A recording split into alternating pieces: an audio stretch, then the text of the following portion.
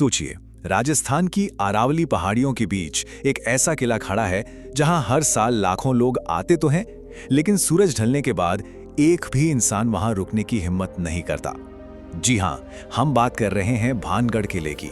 दिन में ये जगह किसी आम ऐतिहासिक स्थल जैसी लगती है, लेकिन इसका असली रहस्य वो नहीं है जो रात के अंधेरे में नजर आता है, बल्कि वो है जो इसके इतिहास में गहराई से छुपा है। तो चलिए आज इस रहस्य के हर एक पहलू को गहराई से समझते हैं। जैसे ही आप किले के मुख्य द्वार पर पहुंचते हैं, आपका स्वागत एक बहुत ही अजीब और सख्त चेतावनी से होता है। बोर्ड पर साफ शब्दों में लिखा है, सूर्यास्त के बाद प्रवेश वर्जित है। अब ध्यान देने वाली बात यह है कि ये चेतावनी किसी डरे हुए गांव वाले या किसी आम सिक्योरिटी गार्ड ने नहीं दी है। ये बोर्ड सीधे भारतीय पुरातत्व सर्वेक्षण यानी ASI ने लगाया है। अब आप खुद सोचिए, एक प्रतिष्ठित सरकारी संस्था को ऐसी खौफनाक चेतावनी क्यों लगानी पड़ी? स्थानीय लोगों के बीच एक कहावत बचपन से सुनी और सुनाई जाती है, जो भी रात में किले में रुका वो कभी जिंदा नहीं लौटा। लेकिन एक रात 3 लोगों ने इस चेतावनी को महज एक कहानी समझकर नजरअंदाज कर दिया।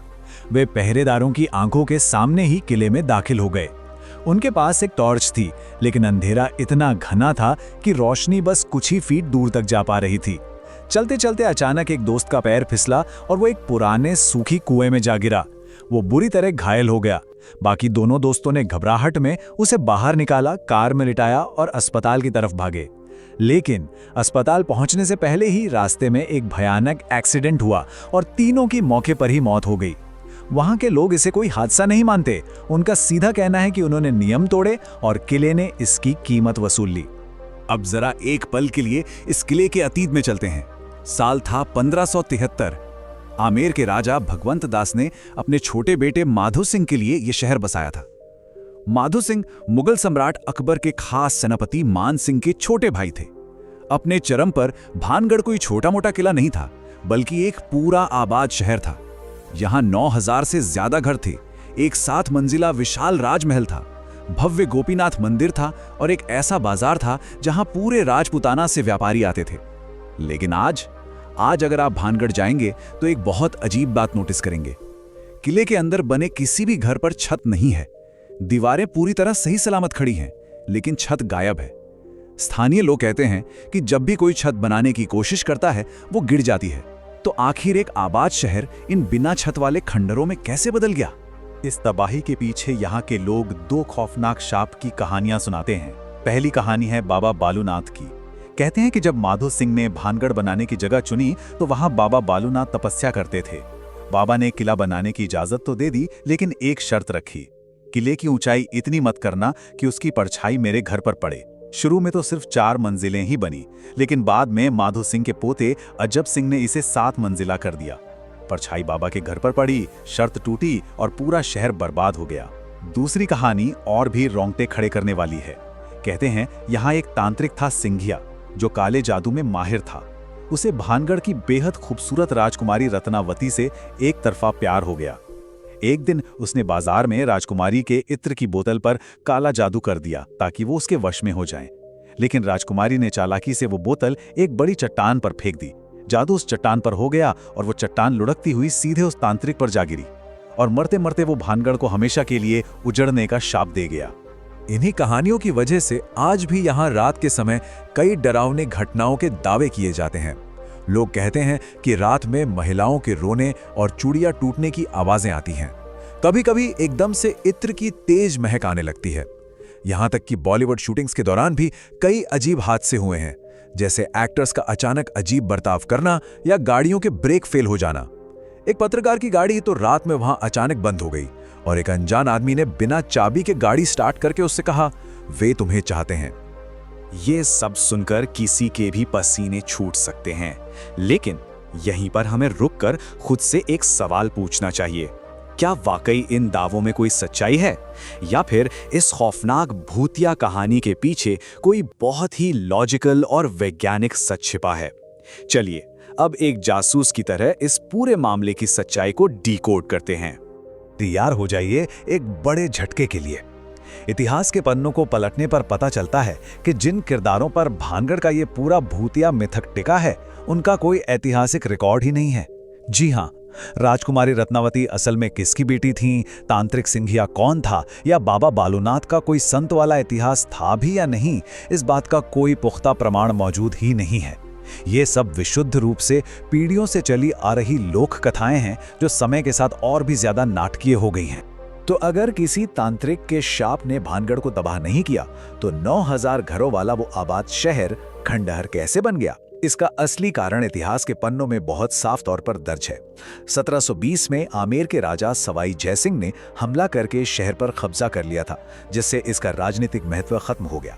लेकिन जो ताबूत में आखिरी कील साबित हुई वो था 1783 का भयंकर चालीसा अकाल। उत्तर भारत में पड़े इस भयानक अकाल की वजह से पानी और भोजन के लिए लोगों को मजबूरन अपना शहर खाली करना पड़ा। कोई शाप नहीं, बल्कि युद्ध और भयानक जलवायु परिवर्तन ने भानगढ़ को वीरान कर दिया था। अब आते हैं विज्ञान पर, जो इस डर की एक बिल्कुल ही शानदार तस्वीर पेश करता है। 1980 के दशक में विक टैंडी नाम के एक इंजीनियर को अपनी लैब में अचानक महसूस हुआ कि वहां कोई भूत है। उन्हें बहुत घबराहट हुई, लेकिन जब उन्होंने जांच की तो पता चला कि वो कोई भूत नहीं, बल्कि उनकी लैब में लगे एक नए पंखे से निकलने वाली इंफ्रासाउंड थी। इंफ्रासाउंड 20 हर्ट्ज से कम फ्रीक्वेंसी वाली ध्वनि तरंगे होती हैं। इंसान के कान इन्हें सुन नहीं सकते, लेकिन हमारा शरीर इन्हें कंपन के रूप में महसूस कर सकता है। और यही कंपन इंसान में बेचैनी, चक्कर आना और कोई हमें देख रहा है जैसी डरावनी भावनाएं पैदा करता है। अब आप सोच रहे होंगे कि इस इंफ्रासाउंड का भानगढ़ से क्या लेना देना। दरअसल भानगढ़ का भूगोल ही कुछ ऐसा है। ये पूरा इलाका सिस्मिक जोन 4 में आता है, जहां जमीन के नीचे हल्की हलचलें होती रहती हैं। जब पुराने खिसकते पत्थरों और बिना छत वाले खंडहरों के बीच से तेज हवाएं चीखती हुई गुजरती हैं, तो वहां प्राकृतिक रूप से यही इंफ्रासाउंड पैदा होता है। तो जब पर्यटक वहां जाते हैं तो उनका शरीर इसी प्राकृतिक कंपन को महसूस करता है, जिससे उनका दिमाग किसी भूत की मौजूदगी मान लेता है। और इसमें हमारे इंसानी मनोविज्ञान यानी हमारी साइकोलॉजी का भी एक बहुत बड़ा खेल है। 2008 में लंदन की गोल्डस्मिथ्स यूनिवर्सिटी ने एक बड़ा ही दिलचस्प प्रयोग किया था, द हॉन्ट प्रोजेक्ट। उन्होंने लोगों को एक खाली आम से कमरे में बिठाया, लेकिन उन्हें बताया गया कि यह कमरा बहुत भूतिया है। यकीन मानिए, उस कमरे में कुछ नहीं था, लेकिन सिर्फ इस सुझाव की वजह से कई लोगों ने डर और अजीब चीजें महसूस होने का दावा किया। इसे सजेस्टिबिलिटी कहते हैं। जब आपको पहले से ही बता दिया जाए कि भानगढ़ एशिया की सबसे भूतिया जगह है, तो वहां का हिलता हुआ एक पत्ता भी आपको किसी भूत का साया ही लगेगा। इसी के साथ हमारे दिमाग की एक और अजीब आदत जुड़ जाती है, जिसे कहते हैं पेरेडोलिया। 1976 में जब मंगल ग्रह की एक तस्वीर सामने आई थी, तो उसमें एक बड़ा सा इंसानी चेहरा नजर आ रहा था। क्या वो कोई एलियन था? बिल्कुल नहीं। इंसानी दिमाग इस तरह से बना है कि वो रैंडम आकृतियों, परछाइयों या दीवारों में खुद ब खुद चेहरे या इंसानी रूप ढूंढने लगता है। भानगढ़ के उन अंधेरे टूटे फूटे खंडहरों में जब दिमाग को कुछ समझ नहीं आता, तो वो उन अजीब परछाइयों को डरावनी आकृतियों में बदल देता है। तो अगर भानगढ़ में भूत नहीं है, तो फिर एएसआई ने रात में वहां जाने पर इतनी सख्त पाबंदी क्यों लगाई है? इसका जवाब किसी प्रेत आत्मा में नहीं, बल्कि बहुत ही असली और भौतिक खतरों में छिपा है। देखिए, भानगढ़ से महज 50 किलोमीटर की दूरी पर सरिस्का टाइगर रिजर्व है। रात के वक्त तेंदुए, बाघ और लकड़बग्घे अक्सर इन खंडहरों में शिकार की तलाश में आ जाते हैं। और जिन रोने या हंसने की डरावनी आवाजों की बात होती है ना, वो असल में लकड़बग्घों की आवाजें होती हैं। घुप अंधेरा, ढहती हुई दीवारें, पेड़ों पर उछलते बंदर और ये जंगली जानवर, यही वो असली वजहें हैं जिनके चलते यहाँ सूर्यास्त के बाद रुकना खतरे से खाली नहीं है। अब आखिरी सवाल ये उठता है कि जब सच्चाई इतनी साफ है, विज्ञान से लेकर इतिहास तक सब कुछ स्पष्ट है, तो ये भूतिया मिथक आज भी जिंदा क्यों है? इसके पीछे 3 बहुत ही प्रैक्टिकल कारण हैं। पहला, हम इंसानों को सूखे ऐतिहासिक तथ्यों या अकाल की बातों से ज्यादा एक दुष्ट तांत्रिक और खूबसूरत राजकुमारी की रोमांचक कहानी सुनना पसंद है। दूसरा, पर्यटन। आज भानगढ़ के आसपास की पूरी अर्थव्यवस्था इसी भूतिया टैग की वजह से चल रही है, जहां लाखों लोग डर का मजा लेने आते हैं। और तीसरा, आज का सोशल मीडिया। इंटरनेट के एल्गोरिथम को इतिहास नहीं चाहिए, उसे वायरल होने वाले डरावने और रहस्यमयी अनुभव चाहिए। इस पूरी चर्चा को हम महान वैज्ञानिक मैरी क्यूरी की एक बहुत ही खूबसूरत बात के साथ खत्म कर सकते हैं। उन्होंने कहा था, जीवन में किसी भी चीज से डरने की जरूरत नहीं है, उसे केवल समझने की जरूरत है। भानगढ़ के भूत असल में इंफ्रासाउंड, ढहते खंडहरों, लकड़बग्घों की आवाजों और हमारे खुद के दिमाग के डर का एक मिला जुला रूप है। तो अगली बार जब आपको किसी चीज से डर लगे तो खुद से जरूर पूछिएगा, क्या ये कोई असली भूत है या फिर कुछ ऐसा जिसे बस थोड़ा वैज्ञानिक नजरिए से समझने की जरूरत है। आखिर में ज्ञान ही हमारे हर डर का सबसे बेहतरीन इलाज है। इस सफर में हमारे साथ जुड़ने के लिए आपका बहुत बहुत धन्यवाद।